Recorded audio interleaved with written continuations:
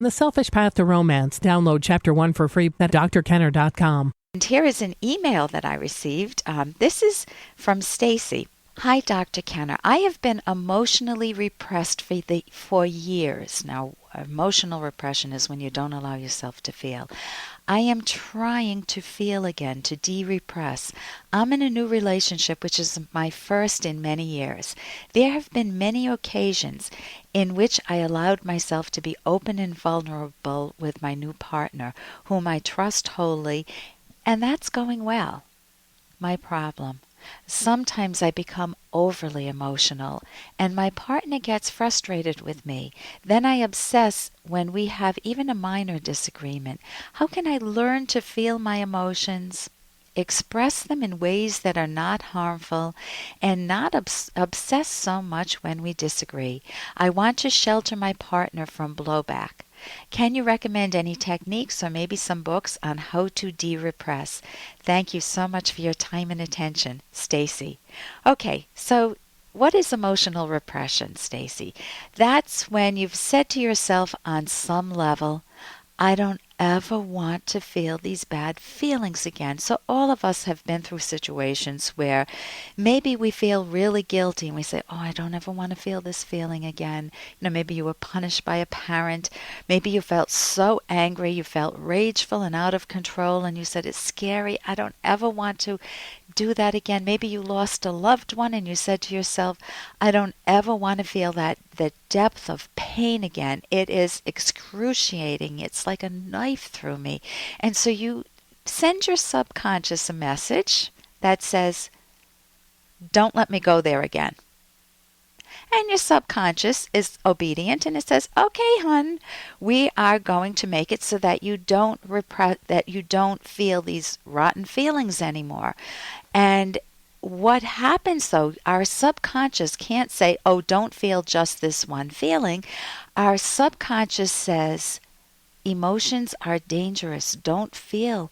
Negative emotions are dangerous, and it generalizes to all emotions. So if you have a coping strategy of repression, protecting yourself from experiencing any painful emotions, the guilt, the anger, the sadness, the grief, an odd thing happens. You tell yourself not to feel these yucky emotions. We block them, and we... Hey, I got to interrupt this because we've got to pay some bills. 30 seconds, that's it. A very quick ad, and then Ellen will be back. Romance.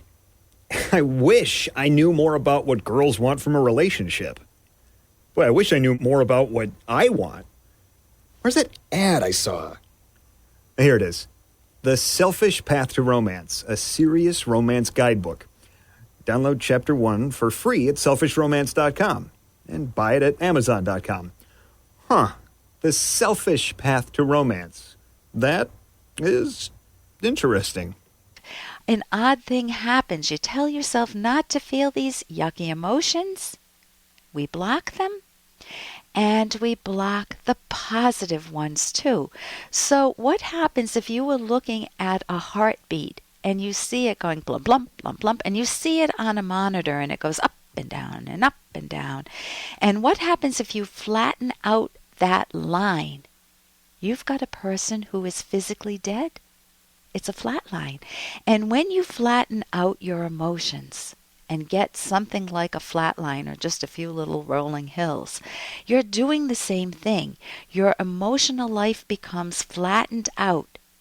And even though you feel like you're protecting yourselves, you're not. You're making your own emotions, your own responses to your own values or disvalues, your enemy.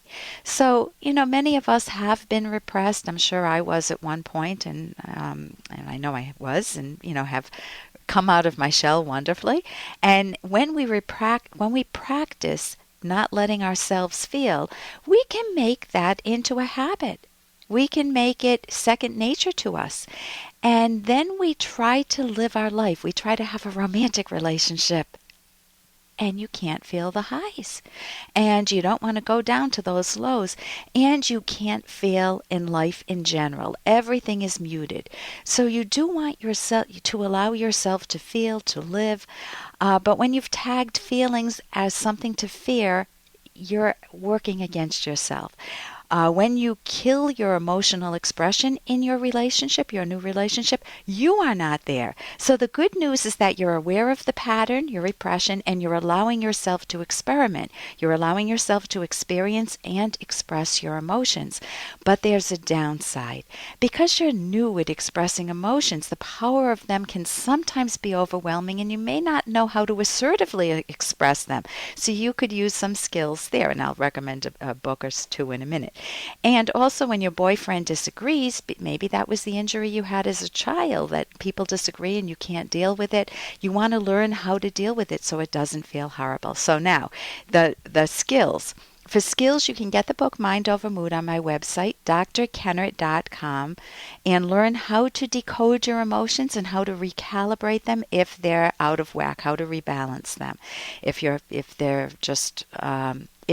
they're not based fully on reality. You can come up with better coping strategies, how to express yourself properly. There are wonderful skills if you're dealing with anger. There are anger management books. Again, you can go to my website, drkenner.com. You can get the book Prisoners of Belief by McKay and Fanning, and that helps you not always think the worst thing in a situation. It talks about avoiding that negative bias. And you can also get my book on romance, my book with Dr. Edlock, The Selfish Path to Romance, How to Love with Passion and Reason, and look up visibility. For more Dr. Kenner podcast, go to drkenner.com and please listen to this ad. Here's an excerpt from The Selfish Path to Romance by clinical psychologist Dr. Ellen Kenner. Many people lack the communication skills needed to maintain a thriving romantic relationship. If you don't communicate effectively, you make yourself less lovable and you undermine romance. What are the signs that someone isn't communicating well? The most obvious is that the person is unwilling to listen or refuses to make any effort to understand you. Some of the most common methods used to avoid dealing with problems in communication include sarcasm, verbally attacking you and then playing it off as a joke, not being fully focused on you, bossing you around, nagging, screaming, being unjustifiably critical, interrupting you when you speak, using the silent treatment, walking out on you, or being indifferent to you. You can download Chapter 1 for free at drkenner.com, and you can buy the book at amazon.com.